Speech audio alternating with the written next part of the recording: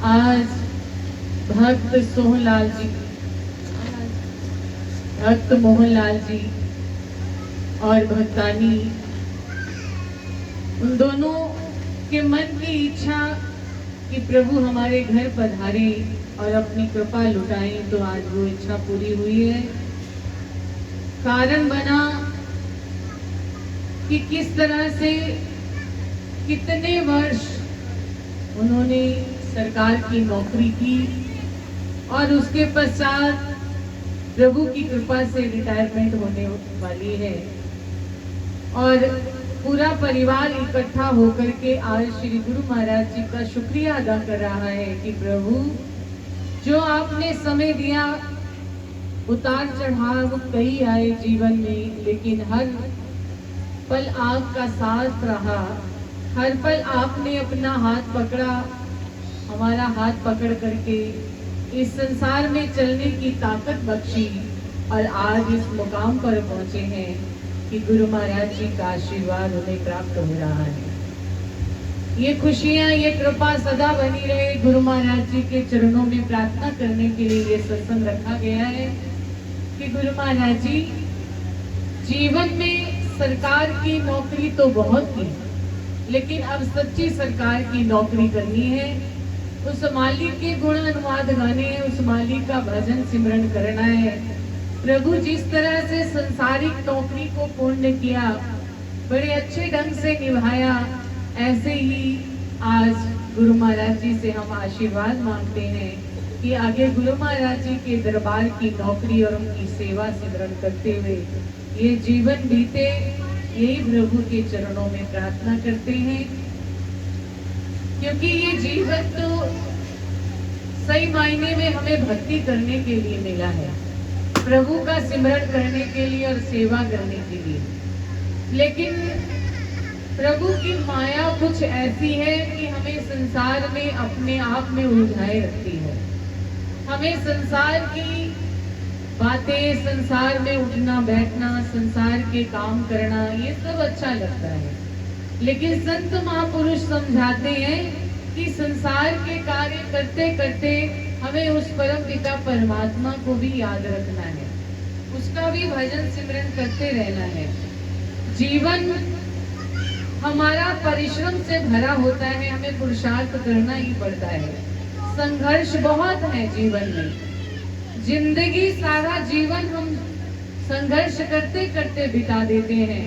लेकिन इन संघर्षों में अगर सद्गुरु का प्यार बना रहे तो ये संघर्ष भी हमारी सेवा बन जाते हैं। और उस सेवा को जिस तरह से एक प्रेमी गुरु दरबार की सेवा समझ करके कहता है, ऐसे ही इस संसार की सेवा को गुरु दरबार की सेवा समझ करके प्रेमी करता रहता है।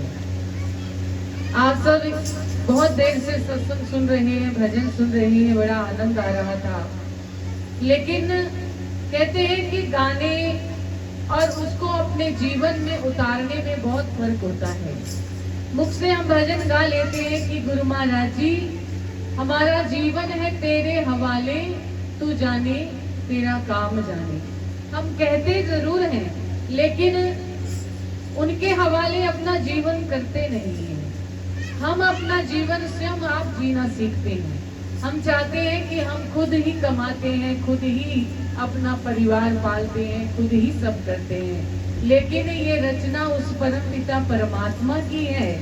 संसार में हमें कार्य करने की क्षमता उन्हीं से मिलती है, ताकत उन्हीं से मिलती है, शरीर में बल भी उन्हीं से मिलता है, क्योंकि हमारे हर एक अंग में वही विद्यमान है। अगर आज हमारे दिल में वो ना हो, हमारे अंदर वो ना हो, तो हम कुछ भी नहीं कर सकते। हमारे अंदर वो विद्यमान है, उनकी शक्ति हमारे अंदर है, इसीलिए तो हम सब कार्य कर सकते हैं, उठ बैठ सकते हैं, अच्छी तरह से बातचीत कर सकते हैं। ये सब उन्हीं की कृपा है और उनकी कृपा का शुक्राना अगर हम करते रहेंगे कि हे प्रभु, सुबह उठते ही जो हमें श्वासें दी हैं, सूर्य को दर्शन दो, जो सूर्य का दर्शन दिखाया है, वो सब आपकी ही कृपा से हुआ है। अगर आपकी कृपा ना होती तो मैं तो सोया ही रहता। ये अगर हम जान लें कि जो भी हमारे जीवन में शुभ या अशुभ हो रहा है, ये सब है हमारे कर्मों का, लेकिन उस कर्म में सत्कर्म अगर जुड़ जाते हैं तो फिर प्रभु की कृपा हम पर बरसती है। कहते हैं कि दुख की घड़ी बीत जाती है और सुख की घड़ी आती है, और फिर वह सुख की घड़ी आनंद की घड़ी बन जाती है। जैसे आप अभी सब बैठे हो, चारों ओर आपके पंखे चल रहे हैं, आपको थोड़ा सा सुकून मिल रहा है। अभी कुछ पल लाइट चली जाए, पंखे बंद हो जाएंगे तो आपको गर्मी लगने लग जाएगी, आप सोचोगे कि यहाँ बैठना मुश्किल हो रहा है। ऐसे ही वो प्रभु की कृपा है। हम संसार में सब कार्य करते, मेहनत करते हैं, लेकिन उनकी कृपा नहीं होगी तो हमारा उठना बैठना जीना सब बड़ा मुश्किल में आ जाएगा। ये उन्हीं की कृपा से है। देखो यंत्र चल रहे हैं, कैसे चल रहे हैं, पावर हाउस से लाइट आ रही है ना। तो हमारा शरीर भी चल रहा है, वो परम पिता परमात्मा पावर हाउस है, उन्हीं से ही हमारा शरीर चल रहा है। अगर हमारे शरीर में ताकत है तो उनके बल से है। इसीलिए सुबह उठते ही उनका शुक्रिया अदा किया करो कि ऐ परम पिता परमात्मा, आपने मुझे जो सांसें दी हैं, जो मुझे चलने फिरने की शक्ति दी है, ये सदा आप बनाए रखना। जब तक मैं इस संसार में विचरण करूं, दुखों की छाया मुझ पर ना पड़े, मैं सदा आपके चरणों के सुख में अपना समय बिताऊं। प्रभु से ये प्रार्थना रोज रोज अगर हम करते रहेंगे तो प्रभु की कृपा सदा हम पर बनी रहेगी। कहते हैं कि इस संसार में विचरण करने वाले बहुत सारे भक्त हैं, जिनका नाम हम बड़े हृदय के साथ और बड़े शुद्ध मन से लेते हैं। जैसे महापुरुष हुए श्री कबीरदास जी, उन्होंने अपने जीवन में बहुत तपस्या की। कैसी तपस्या? एक बार एक व्यक्ति उनके पास आया और कहने लगा कि मैंने बहुत सुना है, लोग आपको भक्त कबीर कहते हैं, लेकिन कभी मैंने आपको भक्ति करते हुए नहीं देखा। तो कबीरदास जी उस वक्त दरी बुन रहे थे, दरी बुनने का काम करते थे कबीरदास जी। दरी बुन रहे थे और खिड़की के अंदर खड़े होकर के, सामने खिड़की थी, वहां से अंदर कमरे में खड़े थे और दरी बुन रहे थे। तो खिड़की के बाहर झांक करके उन्होंने देखा तो स्त्रियां पानी भरने जा रही थी। घड़े उन्होंने एक सिर पर रखा था, एक अपनी पीठ पर उठाया हुआ था, कमर में उठाया हुआ था। तो दोनों ने ही सिर के घड़े को हाथ नहीं लगाया हुआ था। वो जो सिर पे घड़ा था वो अपने आप टिका हुआ था और चलती जा रही थी, बातें करती जा रही थी। तो कबीरदास जी ने उस व्यक्ति से पूछा, भाई देखो सामने खिड़की में से जो सामने सड़क पर दो स्त्रियां जा रही हैं, उनके सिर पर भी घड़ा है और उन्होंने कमर में भी घड़ा ले रखा है। जो कमर में घड़ा ले रखा है उस पर तो उनका हाथ टिका हुआ है, लेकिन जो सिर पर घड़ा है उस पर हाथ नहीं है, फिर भी उनका घड़ा गिर नहीं रहा और बातें भी करती जा रही है।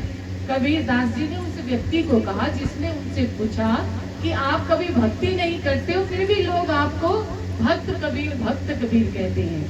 तो कबीरदास जी ने उनसे पूछा, भी देखो उनके सिर पे जो घड़ा बिना सहारे के कैसे टिका हुआ है। तब उस व्यक्ति ने कहा कि चाहे वो बातें करती हुई जा रही हैं, लेकिन उनका ध्यान उनके घड़े में है। तब कबीरदास जी ने उन्हें समझाया कि यही तो मैं आपको समझा रहा हूँ कि चाहे मैं संसार के कार्य करता रहता हूँ, लेकिन मेरी वृत्ति मेरे प्रभु में जुड़ी हुई है। मेरा ध्यान हर वक्त मेरे प्रभु में लगा हुआ है। मैं हर वक्त नाम जपता रहता हूँ, सिमरन करता रहता हूँ। हर वक्त मैं संसार के कार्य करता हूँ, लेकिन प्रभु के लिए अपनी वृत्ति को एक पल भी दूर उनसे नहीं करता। तो इसीलिए लोग मुझे भक्त कबीर कहते हैं। कहने का भाव क्या है कि हम संसार के कार्य करने हैं हमने। अगर आज आप संसार के कार्य नहीं करोगे तो लोग आपको निकम्मा कहने लग जाएंगे। सही बात कह रहे हैं ना आप? लोग ऐसे कहते हैं ये तो निकम्मा है, घर का काम नहीं करता। हमने संसार के भी और घर के सारे काम करने हैं, लेकिन अपनी चित्त वृत्ति को, जिसमें बड़ी अजीब सी बातें आती, कभी हम सोचते मेरे साथ क्या हो जाएगा, कभी हम सोचते मेरे परिवार के साथ कुछ गलत ना हो जाए, कभी हम सोचते मेरे बच्चों के साथ कुछ गलत ना हो जाए, कभी आप सोचते हो कि उसने मेरे साथ गलत कर दिया है, कभी आप निंदा का वो रूप ले लेते हैं। उनकी कहीं कही हुई बातों को आप कहीं बैठ करके चार लोग चर्चा करने लग जाते हो, तो वही बातें निंदा का रूप बन जाती हैं और वही निंदा आपका कर्म बन जाता है। इन चीजों से आपने अपने ध्यान को हटाना है और हर वक्त प्रभु नाम की चर्चा करते रहना है। जीवन उस परमपिता परमात्मा ने हमें अपने लिए दिया है, हमारे लिए नहीं दिया। उस परमपिता परमात्मा ने अपने लिए दिया है कि तुम मेरा भजन करो, मेरा सिमरन करो, मेरी सेवा और मेरी भक्ति करो और फिर मुझे पालो। मैं तुम्हारे साथ होते हुए भी तुम्हें दिखाई नहीं देता। कारण क्या है कि तुम्हारी वृत्ति में एकाग्रता नहीं है और दूसरा तुम्हारा मन शुद्ध नहीं है। भगवान कहते हैं ना, निर्मल मन जन सो मोहे पावा, मोहे कपट छल सिद्ध न भावा। भगवान स्वयं कहते हैं कि जिसका मन निर्मल है, जिसका मन शुद्ध है, वो मुझे पा जाता है, और जिसके मन में हमेशा द्वेष, ईर्ष्या, वैर भाव बना रहता है, वो कभी मुझे भाता नहीं है, मैं उसे कभी पसंद नहीं करता हूँ। ये भगवान कहते हैं। तो प्रेमियों, जीवन हमें उस परम पिता परमात्मा के लिए मिला है। अगर हम श्वास रहते हुए हर श्वास को उनके अर्पण करते चले जाएंगे, तो आखिरी श्वास में भी हमारा उनके लिए ही चिंतन रहेगा और उनका किया हुआ चिंतन उन्हीं के लोक में हमें लेकर के जाएगा। जिस तरह से हम इस संसार में विचरण कर रहे हैं, ऐसे ही उनकी भक्ति करते करते उन्हीं के लोक में विश्राम पाएंगे और सदा सदा के लिए उनके बनते रह जाएंगे। तो जीवन को सही मायने में जीना इसी को कहते हैं जो भक्ति के साथ जिया जाए। नहीं तो पशु भी हमारे जैसा ही कार्य करते हैं। वो भी सुबह उठते हैं, मालिक आकर उनको भी चारा डाल देता है, वो भी खा लेते हैं और उसके बाद उनकी भी संतानें होती हैं, वो अपनी संतानों की रखवाली करते हैं। एक चिड़िया सुबह उठती है अपने आलने से, तो क्या करती है, वो अपने बच्चों के लिए दाना लेकर के आती है, अपने बच्चों का पेट भरती है, उनको खिलाती है और फिर जब उनके बच्चों पर कोई मुसीबत आती है तो वो सामने खड़ी हो जाती है। एक छोटी सी चिड़िया, उसकी भी दिनचर्या हम जैसी ही होती है। अगर हम सिमरन नहीं करेंगे, हम भजन नहीं करेंगे, तो हमारा जीवन भी जानवरों और पशु पक्षियों जैसा ही होगा। हम में और पशु पक्षियों में यही अंतर है कि हम भजन सिमरन कर सकते हैं, हम सत्संग कर सकते हैं, संतों का संग कर सकते हैं, लेकिन पशु पक्षी जानवर ये सब सत्संग नहीं कर सकते। हमने अपने जीवन को संवारना है।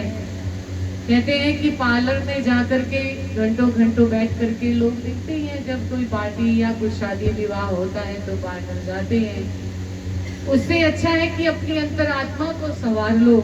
जब अंतरात्मा शुद्ध हो जाएगी, मन हमारा शुद्ध हो जाएगा, तो हमारा चेहरा अपने आप ही सुंदर लगने लग जाएगा। इन चेहरों के संवारने में जीवन बर्बाद होता जा रहा है।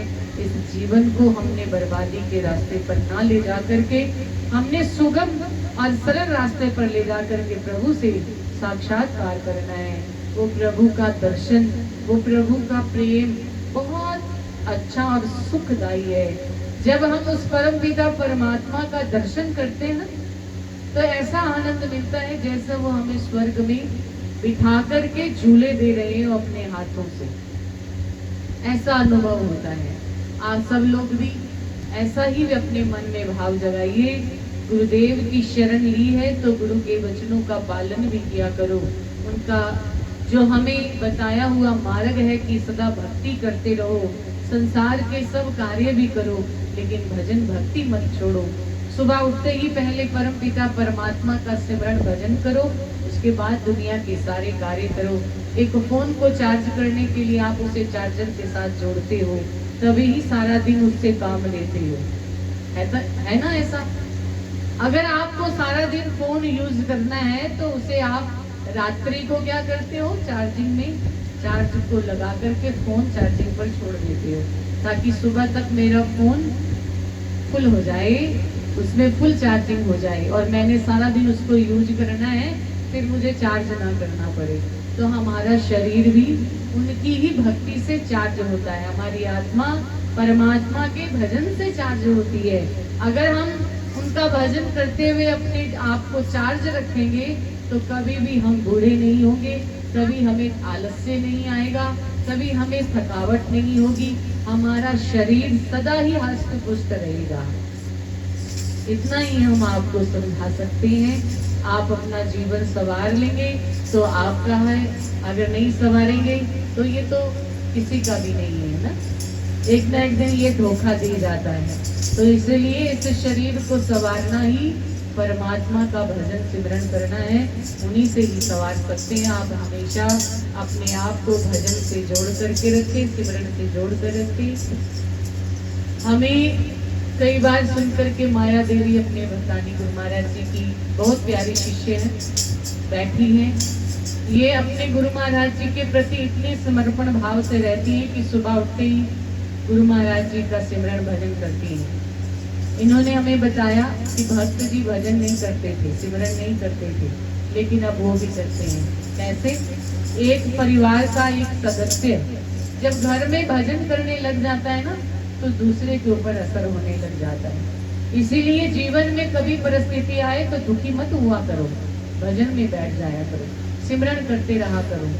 चलते फिरते उठते बैठते हर वक्त प्रभु का सिमरन किया करो। आपके ऊपर तो बड़ी कृपा है कि आप लोगों को गुरु मिले हैं। कई जगह ऐसी भी हम जाते हैं जहाँ पर गुरु शब्द का किसी को पता भी नहीं कि गुरु होते क्या है। कई ऐसे लोग भी हैं जिनको गुरु नाम से भी बहुत दूर दूर तक कोई सरोकार नहीं है। वो ये सोचते गुरु होते क्या है। गुरु वो है जो अंधकार से हमें रोशनी की तरफ लेकर के जाता है। हम अंधेरे कुएं में भटक रहे होते हैं, भटक ही रहे हैं।